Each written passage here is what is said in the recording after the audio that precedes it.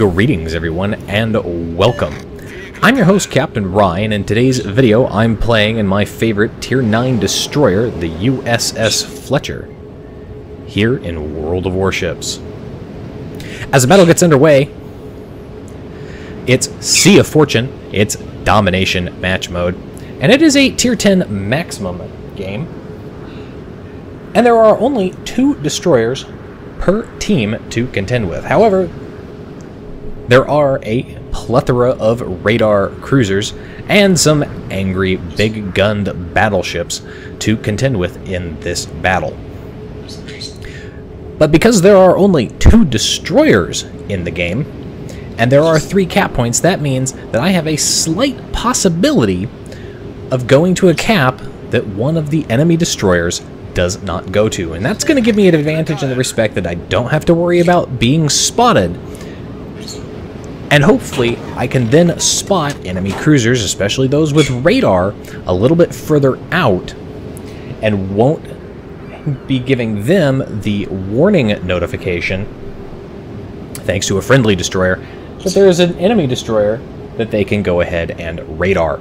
Enemy force detected. Speaking of detecting things, I'm the first person on my team to go ahead and detect an enemy ship, and that's going to be at least 1 cruiser over there, and it looks like I've also detected a battleship. Now, it's interesting to know the position of those ships and the direction that they're heading. If you look at it, they're heading towards the B cap point.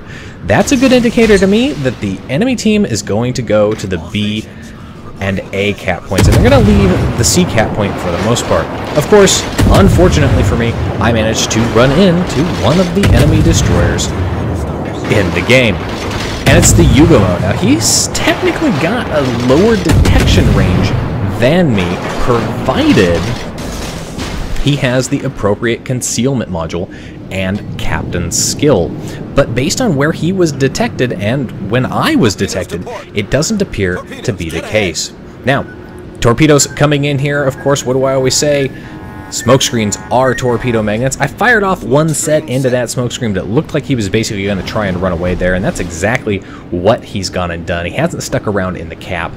I managed to secure the cap for my team. That's going to give us a cap advantage here as we're going to start gaining points.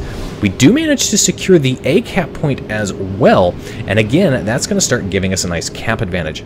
But look at the situation we've got going on. We just managed to lose our first friendly ship to enemy fire. It's going to be the Zhao taking out our Buffalo. So that's one of our radar cruisers gone.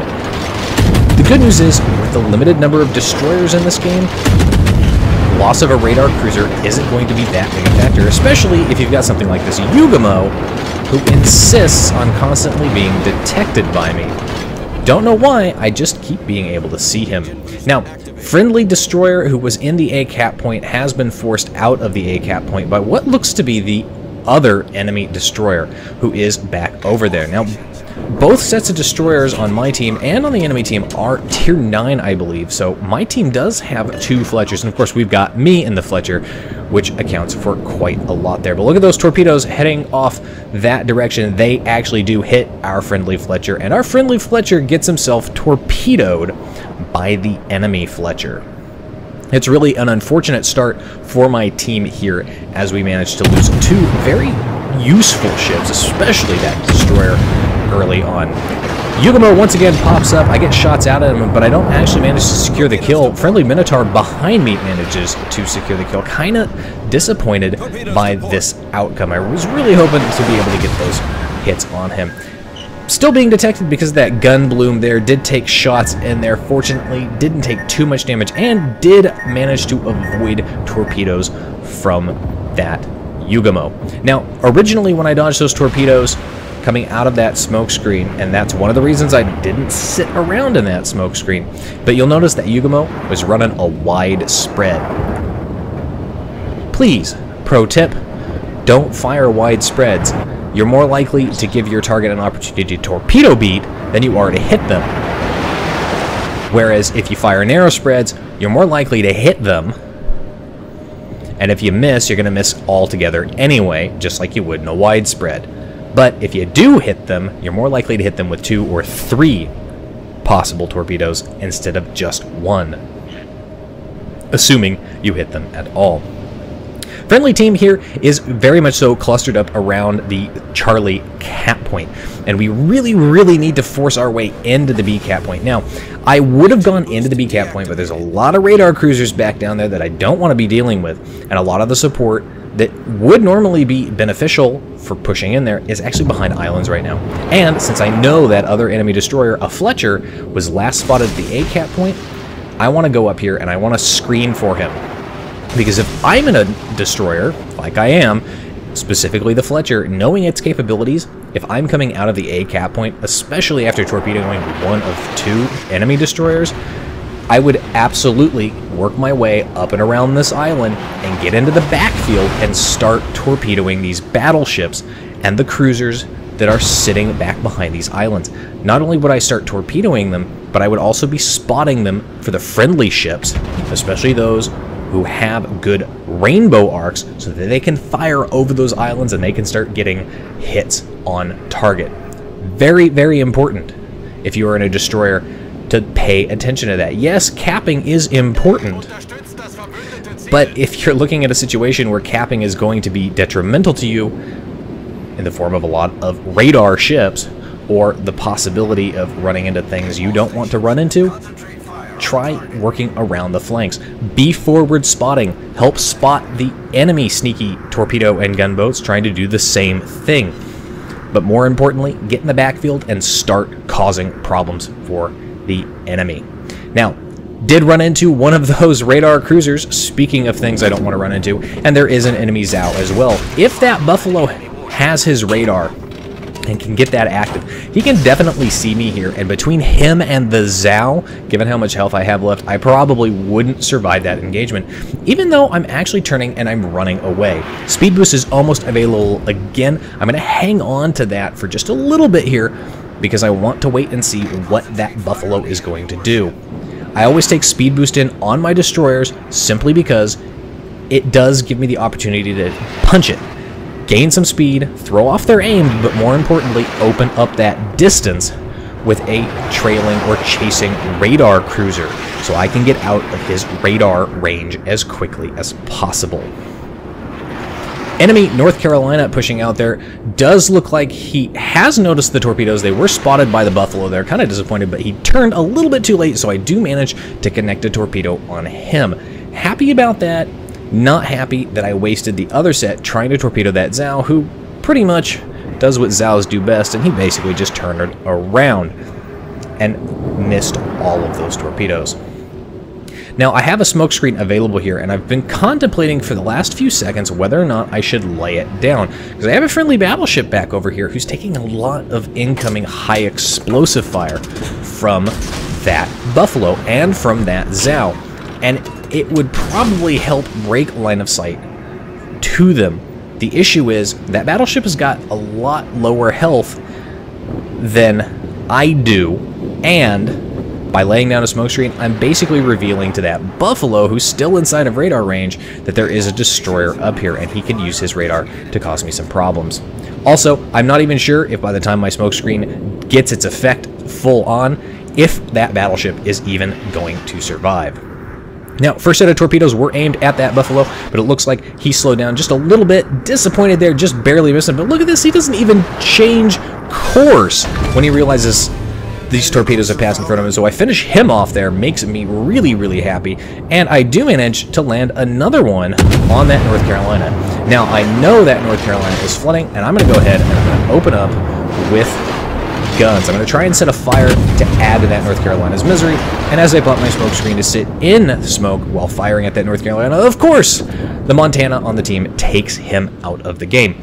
And now, suddenly, the enemy team is in a really bad position. They've managed to lose 5 ships to my team's 3, but more importantly, my team actually did a good job, and they pushed into the B cap point, supported each other doing so. And so we secured the B cap point. So we're getting points twice as quickly as the enemy team.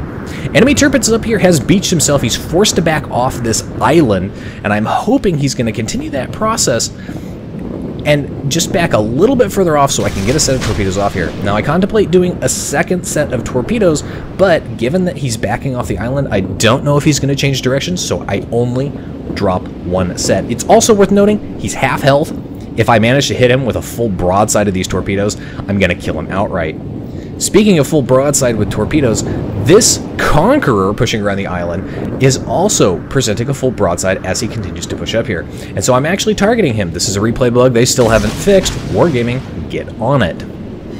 But I managed to fire off a set of torpedoes at him. Now, did hit 2 torpedoes on that Torpitz. Now that Torpitz is within torpedo range for me, so I do need to be careful. I do need to pay attention that he might torpedo me. Now look at this though. He's got a lot of fire coming in there, and now I've managed to set him on fire. So he had his damage repair ability, and he used it with the flooding. So this fire is going to burn. So the question is, am I going to be able to secure the kill on him or not? Can I do it? Yes. I managed to finish him off, and broadside hit all 5 torpedoes on that nice long Conqueror at the same time for that glorious, glorious double strike. Plus, I get the pleasure of taking out a Conqueror. And because I hit him with all 5 torpedoes and I snuck him outright, he wasn't able to recover any of his health like Conquerors do. Now, the enemy team really in a bad situation here. They're down to 3 cruisers, a battleship, and a destroyer. The destroyer who, by the way, we haven't seen for a little bit. Not sure where he is. Last spotted on the map, actually, surprisingly enough, got into the backfield, but going the complete opposite direction. Fire off a set of torpedoes that I have available. I'm hoping I can hit that battleship over there. Enemy Zhao pops up here. Fire off a set of torpedoes at him as well. That battleship is fairly low health, though, and I'm not even sure if my torpedoes are going to get to him by the time he's out in front of that island, or if he's just going to die outright. Now, this Zhao is being fairly smart, though, about situation. He knows there's a destroyer back over here. I mean, hell, my smoke screen just dissipated. More importantly, a bunch of ships have been torpedoed recently over here. So he's been maneuvering himself out and around and has actually managed to completely avoid all of my torpedoes. Smoke screen back up again, pop it just in time to fire off my shots. Don't even manage to connect with that Zhao before he gets taken out of the game. Again, really disappointed by that. Enemy battleship, by the way, he manages to play it smart as well, and he actually turned hard and away, and so all of my torpedoes managed to miss him as well, which is really disappointing. Plus, with my smokescreen there, line of sight completely broken from him, so I'm not even able to get shots on him. Now, I do set my smokescreen, and I do actually leave my smokescreen, and at this point, I'm actually taking a really big risk here by firing on the move, trying to set this battleship on fire. And as we can see, big old German battleship, he's got manual secondaries, as you do with German battleships. But look at this. His secondaries blazing away. I'm not actually sure he's got manual secondaries now that I think about it. He's just a German battleship with really long-range secondaries. And so I'm actually able to dodge most of his incoming fire. Part of that is because I have my speed boost active, and the other part of it is because I'm constantly maneuvering there. Now, I did drop off detectability because I hadn't fired in a while, so his secondaries, the rain of secondaries coming in there, stopped just briefly. Friendly Minotaur takes out that battleship, gets himself his Kraken unleashed, so well done to the Minotaur player there for finishing that guy off. And with that battleship dead, there's nobody else back on this side of the map for me to even concern myself with. More importantly, the team at 994 points with 2 caps very quickly closes that distance, managing to score 161,000 damage done in that game. 10 torpedo hits, of course, all 5 of them on the Conqueror. Oh, so glorious. 3 ships killed, a double strike. Really wish I'd gotten that Yugamo kill. Really wish I'd gotten a kill on something else for my own Kraken. Would have been wonderful. Still, though, with a base capture under there, surprisingly enough, top of the team for XP earned at 2,400 base XP. I think part of that had to do with spotting. Second on the team, of course, is that Minotaur at 1,890, almost 1,900 base XP with his 5 kills. So again, good job to that Minotaur player if you watch my videos. Anyway, that's it for today's video. If you liked the video, hit that like button, hit the subscribe button, leave a comment down below, and let me know what you think. If you'd like to get semi-regular channel news and updates, you can do so by liking and following me on Facebook. If you've got a replay like this one, you can send it to my email. If you'd like to help support me and the channel, and every little dollar helps, you can do so by becoming my supporter on Patreon. And if you'd like to watch me play various games live, albeit pretty intermittently, you can do so by following me on Twitch. You can find the links for all of those in the video description down below. And as always, I'll see you next time. This is Captain Rye, signing off.